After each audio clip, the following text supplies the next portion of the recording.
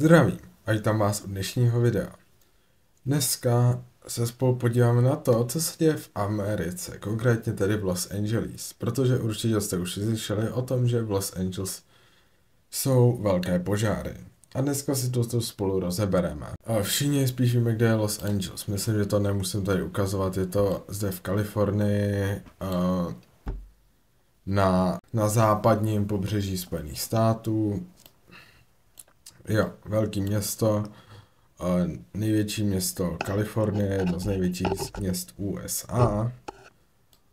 A jak si jeho okolí hoří. Přesně tak, určitě z vás už neminuli ty záběry toho, ty se zde koukneme též. Ale my si dneska nebudeme koukat na nějaký katastrofický záběry nějakých hořících budov a tak. My dneska primárně se koukneme na co se tam vlastně děje. Rozebereme si to, jak by to mohlo pokračovat, po případě, kdy to skončí. První pro zorientování jsem zde našel moc pěknou mapu od New York Times, která ukazuje oblast, která je zhořelá.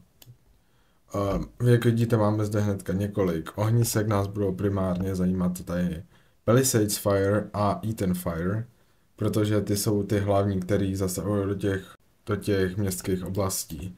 Hearst Fire je taky, ten mírně zasahuje do těch městských oblastí, ale nějak extra nás nezajímá, jakož není moc velký. Ty ostatní, ty v budoucnu by určitě mohly být důležitý, ale pro teďka ne.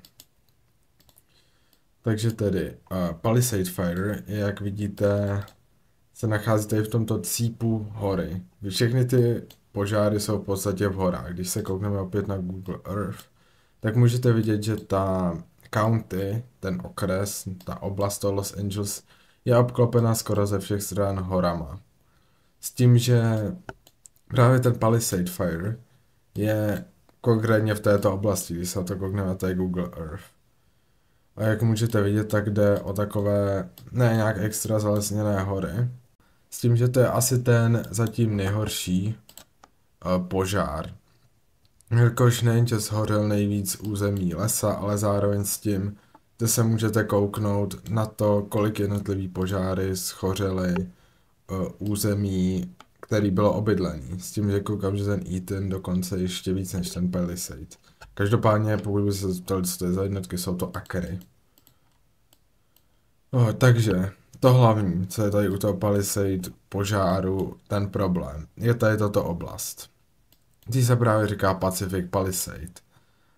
Tady na mapě to je tady tahle ta oblast. A když se na ní už kouknete, tak můžete vidět, že jde o předměstí v podstatě. A že jde o poměrně pěkný domy nejspíš. Konkrétně některý zde jsou i přímo vily, tady myslím, že tady tyhle v těch horách, že to jsou opravdu fakt jako pěkný vily, když se na to koukneme. No tak každopádně celá tady tahle ta oblast hořela. Myslím, že i tady tahle ta část, což taky, jak můžete vidět, jsou velmi pěkný vily. Nebo to, i když tady jsou úplně vily, ale pořád jsou to pěkný domy, budou asi pěkně drahý. A v této oblasti se taky nacházelo mnoho domů nějakých celebrit. Já osobně se v těch celebritách tolik nevyznám, tudíž. Ale jsou tam nějaký zhořelý domy celebrit. Tudíž, to je ten Palisade Fire. Ještě se k němu potom vrátíme v dalších analýzách. Teďka se jenom tak shrneme. Další je tady ten Eaton Fire, který je naopak tady vlastně na severu toho města. Opět to jeho ohnisko je v těch horách, s tím, že tady zasahuje do této oblasti Atla-Denny. Konkrétně tady této městské části, která tady není, což je též předměstí. Konkrétně tedy v této oblasti se ten oheň nachází. Jak vidíte, je zde Eaton Canyon Falls, což je nějaký kanion, ve kterém nejspíš ten požár vznikl a podle něj je pojmenovaný.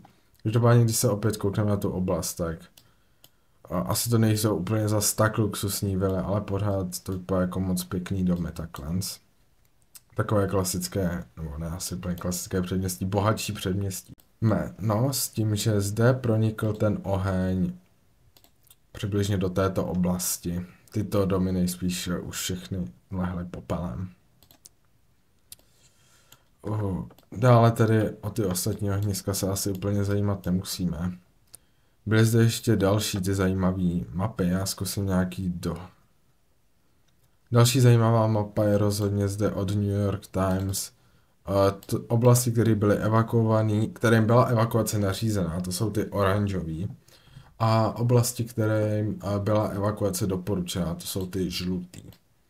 Jak můžete vidět, tak tady vlastně to je ta oblast toho Palisade. Jinak zde asi úplně, jo, ještě Malibu, zde je oblast. Jinak zde úplně nevidím žádný jiný čas. Jo, tady koukám, že by to teoreticky mohlo dosáhnout tady do té oblasti toho Encina. Nejspíš. A kus Santa Moniky, kam ale, jak vidíme, tam to není ta evakuace tak ostrá. Zde pak se koukneme ještě na to Etna, kdy zde samozřejmě to je to hlavní požářiště, kde je ta evakuace nařízená, plus tady některé bloky okolo, tam je ta evakuace doporučená. U jiných požárů se ty evakuace nedělaly. Zde máme, na to se potom ještě podíváme, to je mapa, která je vypočítaný riziko požáru. S tím, že jak vidíme, tak zde už ani takový není u toho Palisade. Ale například zde u toho Etna, tady docela je to extrémní vlastně. To je extrémní, kritický a zvýšený. S tím, že tedy hlavní oblast, na kterou se asi budeme zaměřovat, ani tak není ta oblast toho Los Angeles už, ale spíš tady Santa Clarity, Santa Poli a Oxnardu, kde by se teoreticky ty požáry mohly šířit dál. Tam, ty, pokud se nepletu, jsou i ty menší ohniska někde. To je z tohohle článku všechno, takže my se přesuneme na meteoradar, kdy, jak vidíte, tak neprší a pršet ani nebude minimálně v blízké době, a jak můžete vidět, tak ani se sem žádná bouřka neřítí, nebo déšť. Bouřka by byla špatná, déšť spíš. Další důležitá komodita, věc, na kterou je potřeba se u tohoto požáru zaměřit, je vítr. Já, jak vidíte, zde už mám ukázaný ty ukazatele. Vítr hodně pomohl tomu šíření toho požáru. To nemusím se ale proč, je to prostě fyzika. Každopádně, koukneme se, jak to zde má vypadat, s tím, že ten vítr má být místy poměrně silný. Nemá to být zase nic nějak příšerného, ale má se zvyšovat. Jo, s tím, že to hlavní, zde jak už můžete vidět, tak je poměrně vysoký, kolem až 10 metrů za sekundu. S tím, že jde právě ten vítr jde z pevniny do moře, což můžeme i následně vidět tady na tlakových nížích a výších, že to koresponduje s tím. Další věc, která je dle mého zajímavá, je mapa kvality ovzduší, kterou si zde na Windy, což je skvělá aplikace, můžeme taky zapnout, na to se potom ještě zaměříme. S tím, že teďka tady mám zakliklý oxid dusičitý, což je jedna z látek, která se při tom požáru vyskytuje. A jak můžete vidět, tak zde v té oblasti toho Los Angeles je opravdu velmi zvýšená ta koncentrace oproti jiným oblastem. Když se koukneme tady ještě na vývoj, tak můžeme vidět, že ten vítr to hodně odnáší na ten oceán naštěstí. Takže to tam odtud je takový odvětrávaný, řekněme. Tady v tomhletom modelu každopádně počítají s těma dalšíma požárama, no. Tady tohle to bych neřekl, že je úplně moc přesný. A co se týká nějakých těch polétavých částic, tak ty zde můžeme vidět, že jsou mírně zvýšený, což se upřímně si nejsem jistý. Teoreticky by to mělo být způsobený tím požárem, jelikož to by se logicky měly zvyšovat polétavé částice. Ale ta koncentrace se mi tady na tom modelu dá poměrně nízká. I když jako máme zde ty vyšší jednotky. Takže i tady na té koncentraci těch polétavých částic můžeme vidět ten proud toho kouře, jak přibližně postupuje. Tím se dostáváme k satelitním snímkům, kdy zde mám snímek, na který můžeme krásně vidět ten proud toho kouře, jak zde prochází z toho Los Angeles. Zde je ten Palisade Pacific s tím, že tady na tomhletom snímku už můžeme vidět i to samotné požářiště. Další věc, která mě zaujala, co se týče radarových snímků, je tady toto je klasický radar odrazovosti, s tím, že zde můžeme vidět ty mraky toho kouře, že jsou zde zvýrazněný logicky. To mě zaujalo tady. Další věc, na kterou bych se tady rád kouknul, je stránka Worldview, která podává, je to od americké NASA, podává každodenní snímky země, aktuální. Nejsou nějakým závratným lišení, ale pro naše účely stačí. Vidíš, my, když se přesuneme někdy přibližně do toho 8. 9. ledna, tak můžeme vidět, že zde na mapě krásně vidíme ty požářiště, že z nich jde ten kouř. Tady to je to Palisade a toto je Eaton. Jde to krásně vidět i v průběhu dalších dnů, když si to překlikneme. Opět Eaton, který není tolik hnaný do moře tentokrát, ale Palisade zase se mi dá, že dýmí o něco víc. To samý, tady tedy Eatona skoro nevidíme, ale Palisade dýmí jako kráva. Toto je zvláštní, jelikož to je snímek ze včera, tak zde vůbec ten kouř není vidět, což se mi zdá nějaký divný, vzhledem k tomu, že na těch minulých snímkách šel ještě poměrně jasně vidět.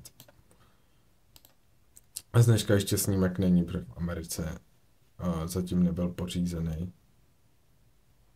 Ale za malou chvíli bude, koukám. No, každopádně. Další věc, na kterou bych se chtěl taky kouknout, je tady toto video, které ukazuje rychlosběr z nějaké webkamery toho požáru, to je to Palisade konkrétně.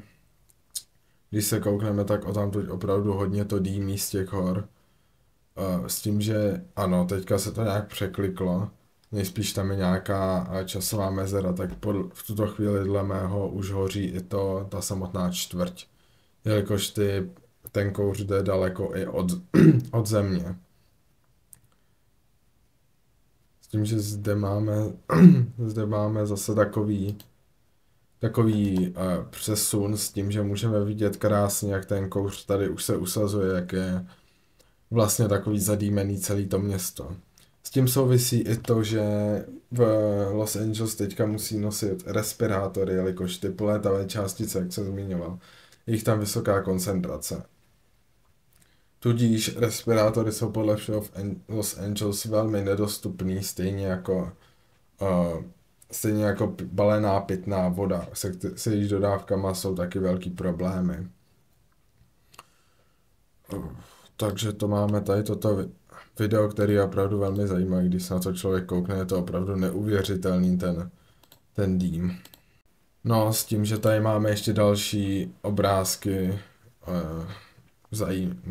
řekl bych nádherný, řekl bych zajímavý, toho požáru v tom Palisade. Tady ho vidíme v noci, nevím, který den před 4 dnama, to bylo den na Wikipedii, takže přibližně 4 dny starý snímek, nejspíš tady máme 2 dny starý z nějakého hašení vrtulníkama, s tím, že na hašení byly povolány vrtulníky, jsou tam například i Chinooky, dále pak samozřejmě hasící letadla, například i vojenský bombardéry byly poskytnuty armádou. Jev, který je taky s takovýma velkýma lesníma požárama spojený, jsou ohnivý tornáda, kterých zde máme rovnou několik obrázků. U takových velkých požárů nejde o nějak vzácný jev. Samozřejmě pro média a tak je to velmi atraktivní. Zde máme dokonce i video, tak se na něj můžeme kouknout. Jo, musím říct, že opravdu to je atraktivní, je to velmi pěkný. Jo, už zní. V podstatě to je něco jako prachový ďáblík. Na podobný princip to funguje, abych to tak řekl. Třeba se tomu někdy pověnujeme na takovýhle těm ďáblíkům jedrným. Je to velmi zajímavý. Jo, zdál se samozřejmě jsou i ty fotky té zkázy, to jsou ty takový vily, nebo poměrně bohatý domy, který jsme si ukazovali. Jo, tady tam prostě můžeme vidět, že hoří palmy u silnic. A to je asi tak nějak všechno, co jsem vám tady chtěl říct. Doufám, že jsem vám to tak nějak shrnul, udělal vám ve všem pořádek a víte už fakta. Já se tady s vámi tady už rozloučím. Mějte se dobře, opatrujte se, vyhýbejte se lesním požárům a čau.